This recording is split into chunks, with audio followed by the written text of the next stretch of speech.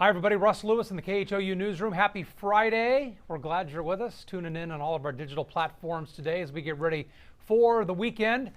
We see what you're clicking on our website and other digital platforms today. We know that traffic is a huge issue for most of us, right? You're on a freeway at some point here in the Houston area, and we have a couple big transportation stories today that we've been working on because they impact so many of us out there. The first one is what's going on with the Grand Parkway. Talking about 99.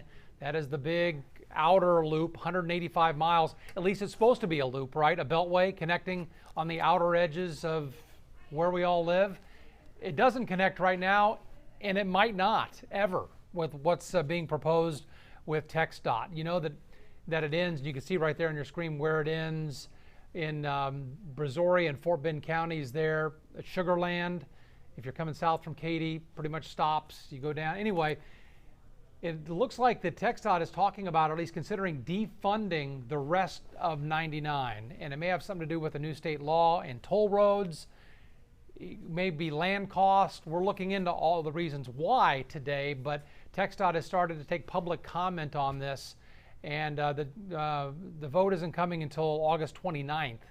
So we have another month or so before they're going to vote on this. But it's possible that the state could defund 99, and that doesn't mean it wouldn't be built at some point, but it becomes a lot less likely, I think, if TxDOT's not on board with finishing that loop. It would be the largest beltway in the United States, I believe, 185 miles, if it ever gets done. But like I said, right now it's not. The other big one is I-45. You've heard about the plan. We've been talking about it here for a while. $7 billion to totally redo I-45 around the downtown area. Move part of the freeway, expand it, get rid of the Pierce Elevated. It's a huge project, obviously, $7 billion, right? Well, some big names today came out against it, and the first one we're going to show you here is a guy you're going to recognize, Mattress Mac. How about that? He says this is a $7 billion boondoggle. He is not on board with this. A Harris County judge, Lena Hidalgo, same thing. She's not ready to do this either. A lot of people are concerned because this is such a huge project, so much money and taking so much time. People concerned about what it's going to do to flooding concerns and displacement of a school and apartments and a lot of people's homes, air quality. People have different reasons they don't like this, but they're all coming together today to speak out against it.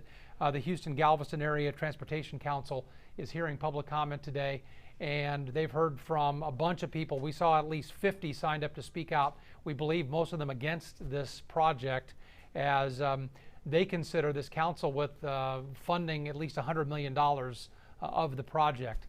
They're looking into that, but they're hearing from a lot of people who say don't do it. It's going to affect 610, 5969, I-10 as they rebuild 45. Pretty much every freeway in the downtown area would be impacted by this in some way, and that means the people working and living around it, all those freeways as well, would be impacted. So some people are saying, hold on, let's not do that so quickly. $7 billion. 45 is a mess, we know that, but is this the best way to fix it? That's the question today for a lot of people, including Mattress Mac. All right, we'll move on to some sports news now, and this is big. The newest rocket, formally introduced today by the team to local reporters, and there he is, Russell Westbrook, coming from the Oklahoma City Thunder, reuniting with his pal. He called him a brother and a friend today, James Harden. They, of course, played together for several years in Oklahoma City, drafted both players by that team, and Westbrook has stayed. He's played his entire career there, but he is a Rocket now, and he is ready to get going.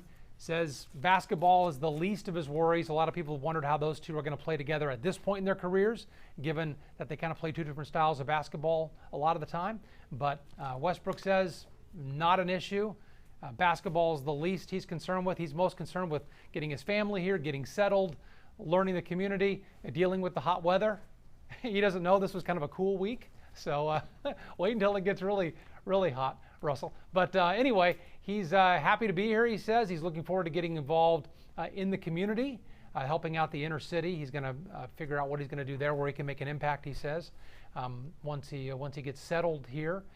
And what else did he say? Says he wants everyone to know he's a nice guy. And, you know, a lot of athletes say that. I don't know Russell Westbrook. I'll take him at his word, but we know him as the opponent, right? And he is a fiery dude on the court. He is super energetic. He's super vocal, and that does not ingratiate himself to the opponents' fans. But he wants people to know that off the court, he's a good guy, and he likes to get involved in the community. And he really thanked the people of Oklahoma City and the management there for all they've done for him all these years. And here he is now at Houston Rockets. So won't be long before they're into training camp, and we're starting that new season with a new look for the Houston Rockets. If you haven't seen the Rockets Instagram page, they have a shot of Harden and Russell Westbrook, and they're calling it a reunion, REHOUNION. So those two guys back together again. So coming up on our 411 newscast here in about an hour and a half, we're going to let you hear from Russell Westbrook and what he has to say. I say whenever you get another Russell into town, it's a good thing. You know, there's not that many of us left, so I always welcome. If we trade now for Russell Wilson, the Seattle Seahawks quarterback, it would be a trifecta. Anyway, I'm not holding my breath. All right, let's go over to Erica Lopez now. We're talking about rain this weekend just for Russell Westbrook to cool him off a little bit, because he said the first thing he noticed about Houston is it's hot as heck, Erica. Yeah, that's right. Thank goodness we have rain chances for Russell then. We are talking about temperatures that aren't necessarily going to cool down extremely, but we will have pockets of rain-cooled air depending on who gets stuck under one of these isolated to scattered showers in the forecast this weekend. So this is the big story after a lovely second half of the work week because of a front that pushed through. Well, now we're talking about humidity returning tomorrow. We still get Friday to enjoy, and rain chances returning also. Believe it or not, it's because of that same front. Right now it's stalled out in the Gulf of Mexico. It's moving back as a warm front. So still low today. Enjoy it while you can, because the high humidity that we're used to returns tomorrow. We'll have a south wind back in place, scattered showers and thunderstorms, and not only this weekend, but also into the upcoming work week also. Temperatures right now are in the low 90s, so seasonable this afternoon. It's toasty out there. It's warm, but it's not oppressively hot. And that's because of the dew points allowing us to be comfortable. So when you walk outside, you're not instantly sweating like we normally do. It's actually pretty nice out there. Notice we no longer have a north wind. An east wind is in place, so that north wind transitioning slowly to a south wind by tomorrow is what's going to change that humidity factor. This number is steadily going to go up as a south wind starts to return. So Space Center Houston, we've had mostly clear skies the majority of the day, but a few clouds building in out there. Here's a look at your current temperatures for Friday afternoon. 89 still out in Galveston, low 90s for the majority of us. Looks like we have some mid 90s in areas such as Columbus, but overall, guys, it's not a bad Friday. This is the last dry day that we'll have in the forecast for the next several days. Also, keep in mind that it's still elevated, your grass, weeds, also mold concerns if you're someone who's allergic to these and you've been sneezing the last few days. Yesterday, grass was on the high side. That has since decreased, but we're still on the moderate count. On top of that, air quality has been an issue. Typically, whenever a front pushes through at this time of the year, high pressure moves in, and that's allowing ozone to peak on dangerous levels anytime between 4 and 7 p.m. So you really want to limit your outdoor time. If you're someone who suffers from any asthma or allergy concerns or consider to be in a sensitive group, we are talking about dangerous ozone levels again this afternoon. So let's walk you through the rest of this Friday afternoon. We're talking low 90s for your forecast high, slowly cooling down by 6 p.m. Happy hour or you're heading home from work will be in the low 90s, but still low humidity, and that's going to give us the last cool and dry summer-like night that is very rare for this time of the year, and the last night for this stretch. So let's talk about the transition. Again, right now we have an east wind. That east wind, whenever we have an east wind for Houston, it doesn't necessarily pick up enough moisture from the Gulf of Mexico. It's still bringing in a slightly drier air mass, but notice as we fast forward to Saturday, that east wind is back to a south wind. So whenever we have south winds, that's bringing the moisture from the Gulf of Mexico. Along with that, we'll have rain chances with a weak warm front that's going to help bring in some lift in the atmosphere. So here's how it's all going to play out. Majority of us are going to stay dry for the start of Saturday, but then we'll have scattered showers start to push in from the coast. This is what 8 a.m. forecast looks like for one of our particular models. I will say majority of the models have been consistent in keeping any thunderstorm chances east of downtown Houston, but notice the storms are scattered in nature. Not everyone's going to see rain, but if you do, you have a chance of seeing a thunderstorm for sure. Sunday, same story. Notice we have a few more widespread scattered storms that are in place for Sunday. And until then, we're talking daily rain chances as we head into next week. But let me give you a sneak peek into next week also.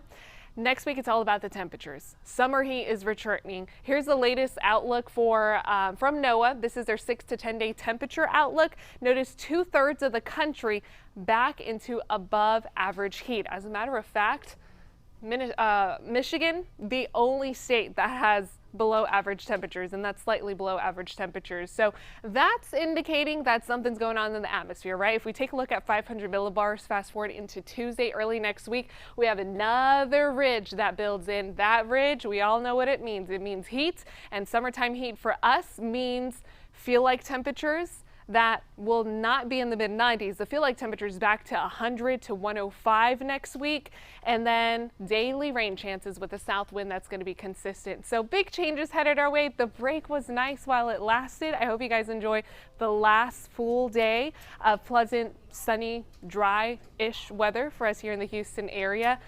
And by the time you wake up tomorrow, not as cool anymore. We're back in the mid-70s, so saying goodbye to, we had 3 days in a row of morning lows in the 60s, so that was fantastic. Russ?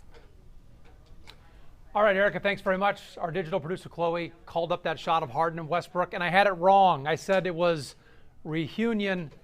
The marketing department, I can't ever work for the Rockets, apparently. Throw it up there. There it is. It's reunited with the HOU. Oh, I was so close. They could use my idea too, I think, right? Reunion would work, but reunited right there, which was a great song from Peaches and Herb. Remember that one? I'm going back a long way for that. Who remembers that song? Hit me up on Facebook here. You can let me admit you know that song too. Reunited, and it feels so good. Harden and Westbrook together. All right, that's going to do it for here. We're back in about, how much time have we talked here? Wow, about 90 minutes now. We're on the air. Our 411 newscast at 4 o'clock on the TV side.